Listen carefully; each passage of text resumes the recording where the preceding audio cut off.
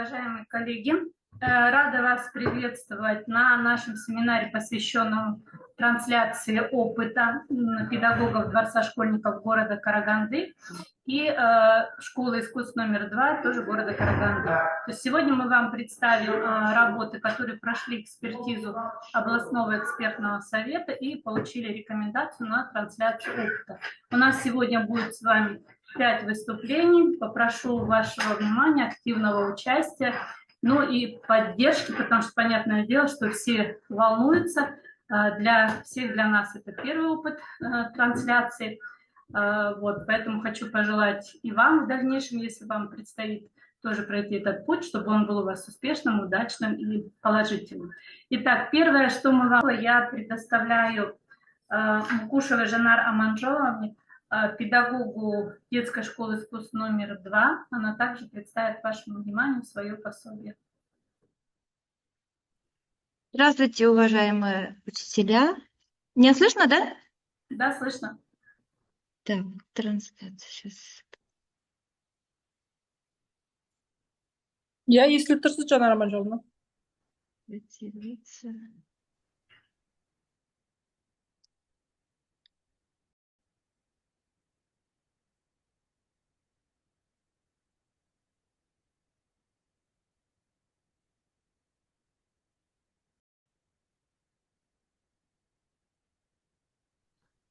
Слайд-шоу нажмите. Жанар Аманжоловна, слайд-шоу. Все, включилось, да? Да, все. Ага.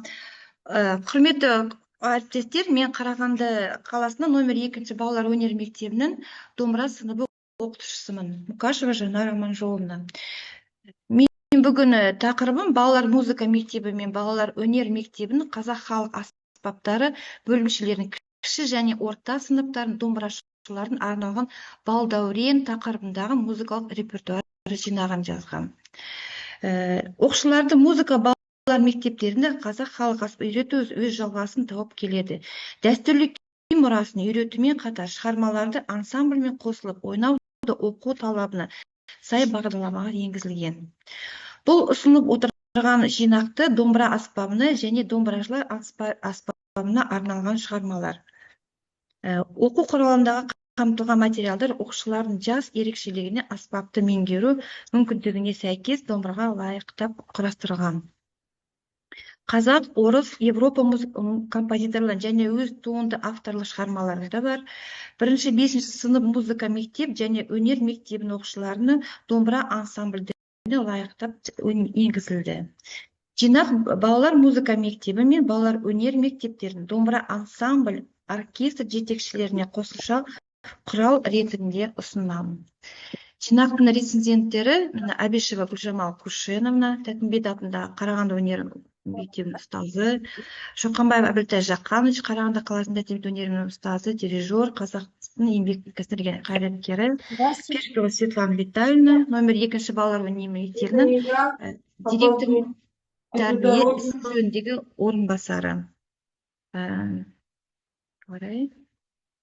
Жинақтың мақсаты домбыра аспабын тартуды үйрету отырып, оқушының бойында шығармашылық дарлығын қалыптастыру. Домбыраның ансамбльдері қатысу арқылы оқушының күй өнеріне деген қызығушылықты арттыру. Жинақтың міндеттері: білімдірік, домбыра аспабында шебер ойнатуға үйрету, орындау барысында музыкалық сауаттылық элементтер жайлы беру, дамытушылық, шығарманы талдау арқылы оқушының ой өрісін, ноталық сауатын, шығармашылық қабілетін дамыту. Тәрбиелік, қазақ халқының музыкалық аспабын құрметтеуге, бабалар мұрасын қастерлеуге тәрбиелеу, бойына ұлттық құндылықтарды сіңіру, жоғары сапалы дыбыс шығару және интонациялық мәнерлерге қол жеткізу. Ансамбльмен қосылып шығарма ойнау оқушының ырғақтылығын, гармониялық, ансамбльдік бір-бірін сезіну сияқты жайттері жан-жақты түсіруіне үлкен рөл атқарады. Енді жинақ менде 3 бөлімнен тұрады. Алғашқы бөлімін бізде 1 сынып музыка өнері жаңа жас оқушыларға арналса, 2 бөлімі 2-3 сыныптың оқушыларына арналған. Үшінші бөлімі балалар музыка мектебінің жоғары сыныптарына бағдарламасы бойынша домбырашылар ансамбліне құрастырылды. Жинақ оқушыларға сабақтан алған білімдерін кеңейтуге және нығайтуға көмектеседі. Ал оқытушылар шығармашылық және тақырыпты іс-шараларға қажетті материал табуға уақытты үнемдейді. Жинақта шығармалар оқушылар техникалық ойнау шеберлігін жетілдірумен қатар орындаушылық қабілеттерін одан әрі дамыту мақсатына жазылып отыр. Бұл құрал өнерді сүйетін оқушылардың бойына жан-жақты музыкалық сауаттылық қалыптастыруға, халқымыздың күй мұрасын насихаттау ықпал етеді. Бұл жинақ музыкалық білім берудің өзекті мәселесінен арналған. Апробацияға балалар өнер мектебіне домбыра ансамбліне балалар өнер мектебіне оркестр қатысты. Күтілетін сынақ нәтижесі сәтті өтті. Балалар музыкалық мектептердің оқушылары үшін және балалар өнер мектептердің оқушылары үшін жинақты қолдан тиімді және қажетті деп есептедік. Осы әдістемелік құралды апробацияны номер 2 балалар өнер мектебі базасында 22-25 оқу жылдары аралығында жүзеге асырылды. Барлық технологиялар балдәурен ансамблі балалар өнер мектебінің оқушыларымен, әуен ансамбль үлкен тобымен және Наз қоңыр оркестрі 3 балалар өнер мектебінің оқушылары қатысты. Жинақ енді туымда пайдалана бізден 58% 4-7 сыныптар пайдаланды, 28% бізде 3-4 сыныптар, 10% 2 сыныптар, бірақ 9% ғана 1 сыныптар оқушылары. Осы жинақтың шығармаларын оқушылар әртүрлі концерттермен, байқауларға қатысты шығармалармен. Балдәурен ансамблінде, мен өз ансамблінде ол 1-2 сыныптардан 7 оқушы, олар жинақтың 1 бөлім шығармаларымен пайдаланады. Әуен домбырашы ансамблі құрастырды, қатысты апробацияға. Олар 3-6 сыныптың оқушылары. Олар 2 бөліммен қатысты пайдаланды. Енді Наз қоңыр оркестрі тоже бар. Тағы да 3-7 сынып оқушылары 35 оқушы қатысты. Мына туынды күйімен, мен өзі жазған күйімен, балдәурен күйімен біз мына тақауда Алматы қаласына бар келдік, бас жүлдеге ие болды. 22-25 оқу жылдар оқушылардың білім сапасы жыл сайын артып келе жатыр. Білім беру үрдісінде нәтижелік мониторингтау мынандай өлшем шарты қамтиды. Біріншіден, контингентті сақтауы. Екінші, білім беру бағдарламаны орындау, оқыту сапасын бағалау. Үшінші, білім алушылардың конкурстарға нәтижесі, шығармашылық іс-шараға қатысуы. Білім беру бағдарламасын ең маңызды орындалу және оқыту сапасын бағалау. Мынау таблицада мұның пайыздары шығарылып тұр. Енді орташа білім бізде 22 жылы 21% болса, 23 жылы 67% болса, 24 жылы 86% болып тұр. 30%-ға жоғарылап тұр. Енді мынау келесін. Мен өзінің нелерімді зерттегенде, мен өзі 3 жыл аралығында әуен ансамблі 71%, 23 жылдары бізде 86%-қа көбейді. Балдәурен ансамблін зерттегенде, апробацияның кезінде 22 жылы 66% болса, 23 пен аралығында 80%-ға өсті, биыл 91%-ға өсті. 3 өнер мектебінде апробация қатысқандар Наз қоңыр оркестрі 22 жылы мына апробациядан 64%-ға іліксе, 23 жылы 74% болды, биыл 91%-ға дейін күшті нәтиже көрсетіп жатыр. Білім беру бағдарламаны орындау және оқыту сапасын бағалау. Білім беру бағдарламаны орындауын және оқыту сапасын бағалау маңызы зор.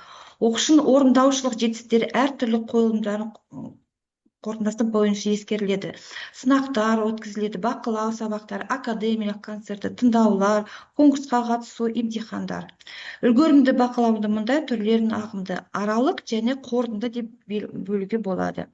22-25 оқу жылдарында 2 балалар өнер мектебінде оқушылардың оқу сапасы бағаласам, 18 оқушым бар.